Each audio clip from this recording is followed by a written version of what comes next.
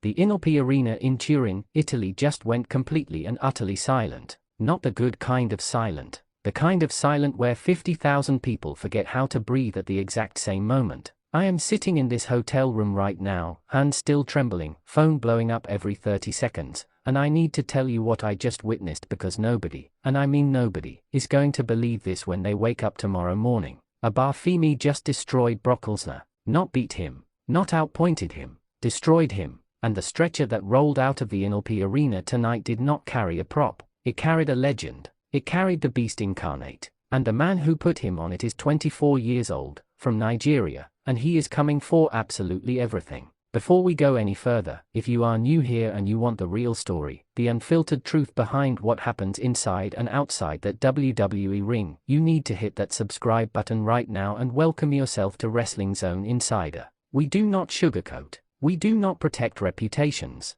We tell you exactly what happened, exactly how it went down, and exactly what it means going forward. Now buckle in because this night, this beautiful, terrifying, historic night in Italy, deserves every single second we are about to give it. Let me paint you the picture of what the world saw on their screens. The bell rang and Brock Lesnar came out of that corner like a man possessed. This was not the Lesnar who walked into WrestleMania 42 and got put down inside 5 minutes. This was a different animal entirely. Sharper eyes, tighter jaw, that quiet fury that made him the most feared human being in professional wrestling for 2 decades. He charged across that ring with everything he had, and the crowd, the Italian crowd who had waited their entire lives for a WWE event in their country, they were completely on their feet. But here is what those cameras did not fully capture. Here is what the broadcast cannot translate through a screen. When Oba Femi planted his feet and absorbed that first Brock Lesnar shoulder tackle without moving a single inch, the entire arena made a noise that I have never heard a wrestling crowd make in my 15 years of covering this sport.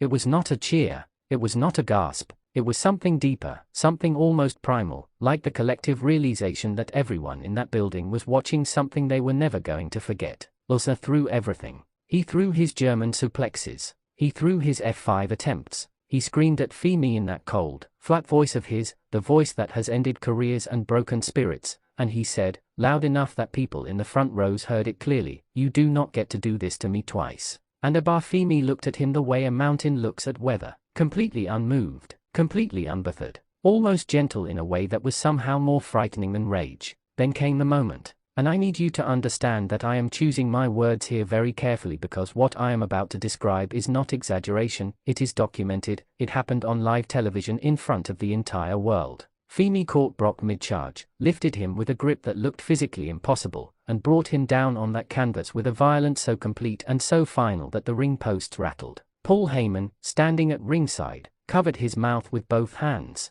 Not the theatrical Heyman gesture, the real one, the one that tells you the man who has guided Brock Lesnar's career for over 20 years genuinely did not know what was coming next. The referee counted 3, and Turin lost its mind. But here is where this story goes from incredible to historic, and here is why the backstage area after that match became something that people inside WWE are calling the most emotionally charged locker room moment in years. Medical staff were called to ringside before Femi even finished his celebration. Lesnar had not gotten up, not slowly, not with help, he had not gotten up at all. The decision was made quickly, the kind of decision that happens when the people responsible for performer safety look at each other and do not need to say a single word. The stretcher came out, the straps went on, and Brock Lesnar, the man who conquered The Undertaker's WrestleMania streak, the man who held every major championship wrestling and MMA have ever produced, was wheeled out of an Italian arena while Oba Femi stood in the center of that ring watching him go.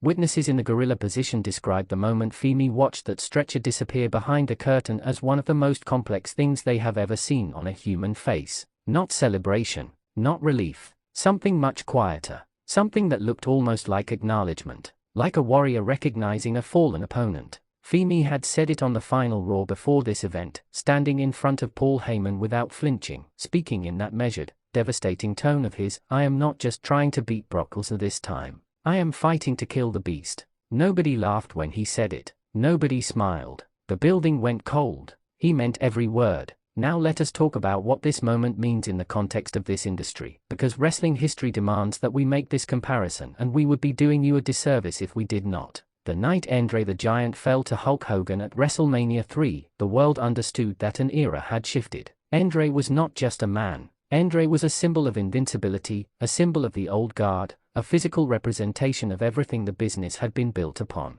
When he went down, everyone watching understood in their bones that the landscape had permanently changed. Tonight in Turin, Brock Lesnar was that symbol, and Oba Femi just did what Hulk Hogan did in Pontiac, Michigan in 1987, except he did it twice, in consecutive calendar years, and he did it with a composure and a hunger that suggests he is nowhere near finished. Backstage in the hours following the match, the conversations reportedly happening among WWE management involve words like "gene rational" and "once in a career." Veterans who have seen everything, people who have been in this business since before Oba Femi was born, are pulling out their phones and watching the replay. And reportedly, more than one of them, without prompting, used the same phrase to describe what Femi is becoming. The phrase was "the chosen one." Not in kayfabe, in sincerity. Paul Heyman was seen in the back corridor near the medical area, no cameras around, not performing, not cutting a promo in his head the way you know he always is, just standing, quiet. There is a version of Paul Heyman that exists before the microphone comes up, the version only the people who have been in the business with him 4 years ever get to see, and by all accounts that version of Paul Heyman looked like a man who had just watched something and that he had spent decades building.